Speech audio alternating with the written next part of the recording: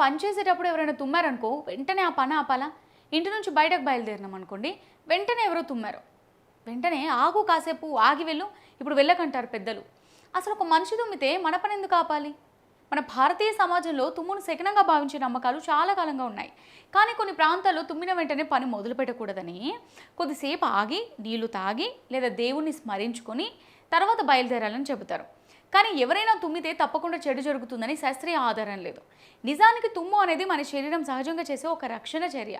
దుమ్ము, పొగ, అలర్జీ, జలుబు ఇలాంటి కారణాలతో ముక్కులోకి వచ్చిన ఇబ్బందికరమైన పదార్థాలను బయటకు పంపడానికి శరీరం తుమ్ముతుంది.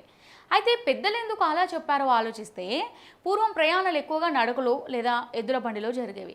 ఎవరైనా తుమ్మితే ఆరోగ్యం బాగుందా అని ఒకసారి ఆగి చూసుకోవడం కోసం ఈ అలవాటు ఏర్పడి ఉండొచ్చని భావించవచ్చు. అంటే తుమ్మును భయపడటం కాదు, మనిషి ఆరోగ్యాన్ని గమనించడం. కాబట్టి ఎవరైనా తుమ్మితే పని ఆపాల్సిందేనని భయపడకండి. అవసరమైతే ఒక్క క్షణం ఆగండి, ఆ వ్యక్తి బాగున్నాడా అని అడగండి, తర్వాత మీ పనిని కొనసాగించండి. ఇదే మనకు వచ్చే ధర్మ సందేశం. శకునాల కంటే మనిషి ముఖ్యం, భయాల కంటే మనసులోని మంచితనం ముఖ్యం. ఎవరైనా తుమ్మితే ఆరోగ్యంగా ఉండండి అని చెప్పడం కూడా ఒక చిన్న మానవత్వమే.